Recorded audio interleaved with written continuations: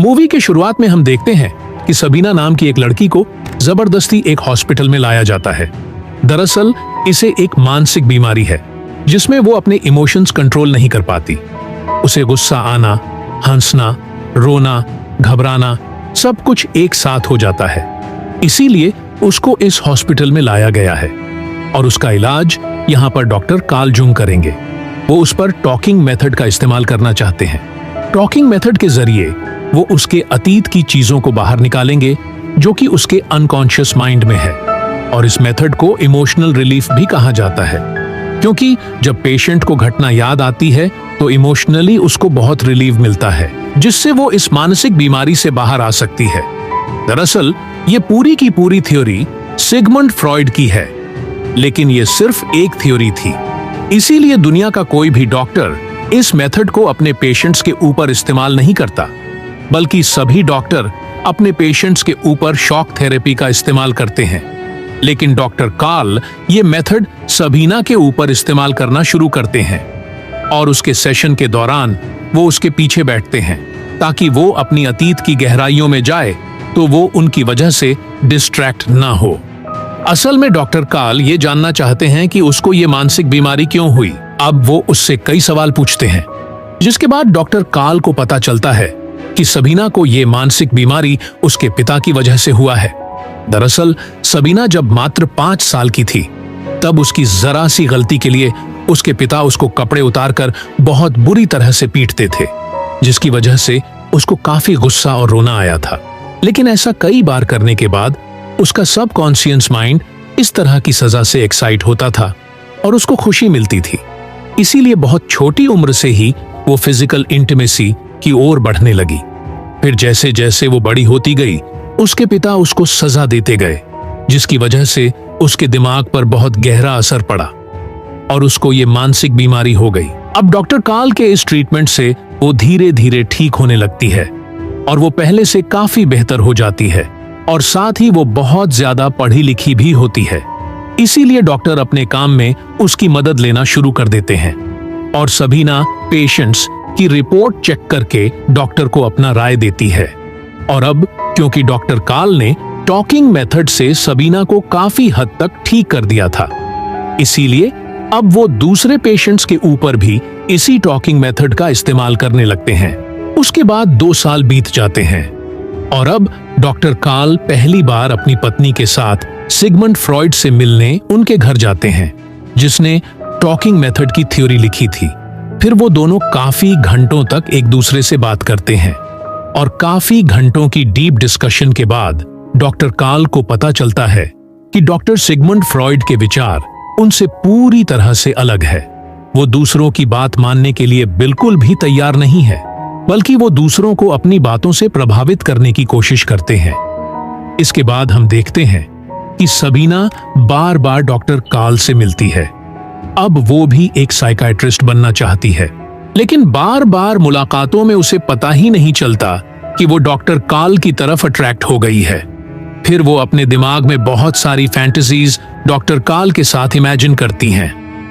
दरअसल उसका किसी के भी साथ रिलेशन नहीं था और उसके दिमाग में जो फैंटेसीज थी वो कार्ल के साथ पूरा करना चाहती थी। इसीलिए वो दोनों जब बैठकर बात कर रहे थे तभी सबीना कार्ल को किस कर देती है, लेकिन डॉक्टर कार्ल कोई भी रिस्पॉन्स नहीं देते क्योंकि वो अपनी पत्नी को धोखा नहीं देना चाहते थे। उसके बाद एक दिन डॉक्टर सिगमंड फ्रॉइड एक पेशेंट को डॉक्टर कार्ल के पास भेजते हैं, जो खुद एक डॉक्टर है जिनका नाम ग्रोस होता है, लेकिन ये भी फिजिकल इंटीमेसी के आदी है। और अब जब वो दोनों एक दूसरे से बात कर रहे थे तो डॉक्टर ग्रोस उन्हें बताते हैं कि जब भी वो किसी पेशेंट का ट्रीटमेंट करते हैं तो उनकी हर एक डिमांड को पूरा कर देते हैं, भले ही वे पेशेंट की फिजिकल नीड क्यों ना हो, क्योंकि ऐसा करने से पेशेंट उनके साथ फ्री हो जाते हैं, जिससे उसका ट्रीटमेंट करने में आसानी होती है। तब कार्ल डॉक्टर ग्रोस को सबीना की इच्छाओं के बारे में बताते हैं, जिस पर वो कहते हैं कि तुम्हें उसकी इच्छाओं को पूरा करना चाहिए। और अब उनकी बातें सुनकर डॉक्टर कार्ल सबीना के साथ रिलेशन में आ जाते हैं, जिसके बाद सबीना की जो भी इच्छाएं होती है वो कार्ल के साथ पूरा करती है तब डॉक्टर कार्ल उसको उसके पिता की तरह सजा देकर उसको एक्साइट कराते हैं और उसकी हर एक इच्छा को पूरा करते हैं। उसके बाद डॉक्टर कार्ल सिगमंड फ्रॉइड के पास जाते हैं और उनसे सबीना के केस को डिस्कस करते हैं, जिस पर सिगमंड फ्रॉइड कहते हैं कि ये काम वासना है जिसको पूरा करने के लिए वो किसी भी हद तक जा सकती है। पर डॉक्टर कार्ल सबीना के साथ अफेयर करने वाली बात उनको नहीं बताते और अब वो बहुत सारे अलग सेक्टर्स पर काम करना चाहते थे, लेकिन डॉक्टर सिगमंड फ्रॉइड उनको मना कर देते हैं, जो बात डॉक्टर कार्ल को अच्छी नहीं लगती। फिर इसी तरह काफी समय बीत जाता है और एक दिन doctor Sigmund Freud doctor Carl से कहते हैं कि क्या तुम्हारे और तुम्हारी पेशेंट के बीच अफेयर चल रहा है, जिस पर कार्ल साफ साफ मना कर देते हैं। दरअसल वो नहीं चाहते थे कि उनके अफेयर के बारे में किसी को पता चले।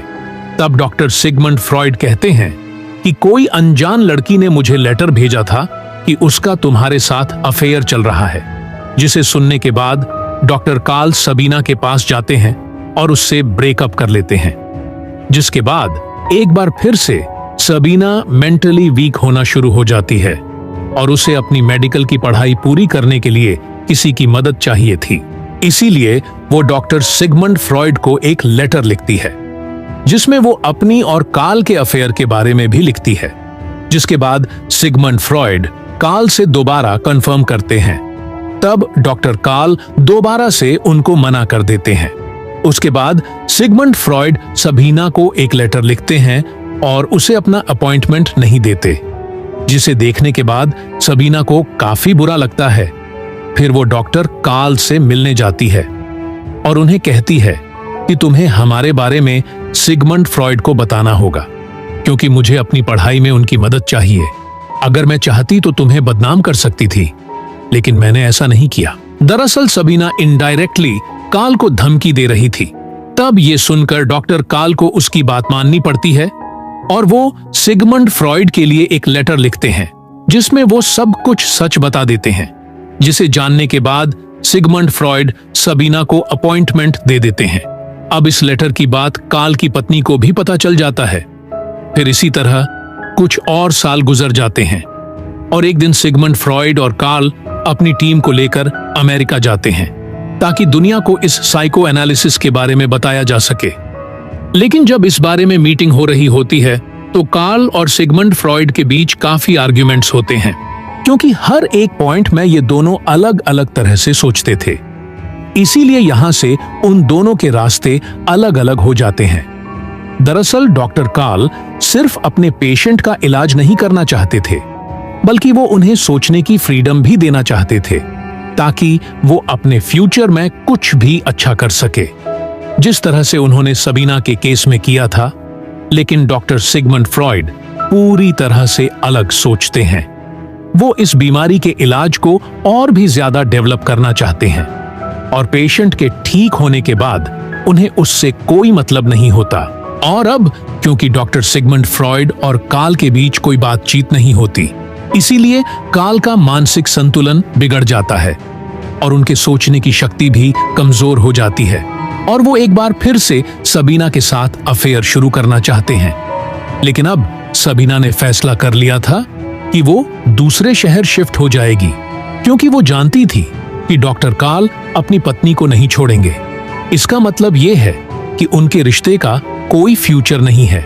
फिर दूसरे शहर में शिफ्ट होकर वो एक दूसरे रशियन डॉक्टर से शादी कर लेती है और एक साल बाद जब वो प्रेग्नेंट होती है तो वो डॉक्टर कार्ल और उसकी पत्नी से मिलने आती है और कार्ल की पत्नी को उन दोनों के अफेयर के बारे में पता था। इसीलिए वो सबीना को कहती है कि तुम कार्ल को समझाओ ताकि वो अपने डिप्रेशन से बाहर आ सके। दरअसल अब वो मानसिक तौर से काफी कमजोर हो चुके हैं। तब ये सुनकर सबीना कार्ल के पास जाती है और उसको बताती है कि मेरे पेट में जो बच्चा है उसका पिता तुम ही हो, जिसे सुनकर कार्ल उसको बताते हैं कि मैं तुमसे बहुत प्यार करता हूं। हालांकि मैंने तुम्हें कभी बताया नहीं, लेकिन यही सच है। तब रोते हुए सबीना वहां से चली जाती है और उस दिन के बाद से वो कभी भी कार्ल से मिल नहीं पाई, क्योंकि वर्ल्ड वॉर के दौरान सबीना और उसकी दोनों बेटियों को नाजी सैनिकों ने जान से मार दिया था। और कार्ल ने खुद को किसी तरह संभाल लिया था। और इसी के साथ ये मूवी यहीं पर खत्म हो जाती है।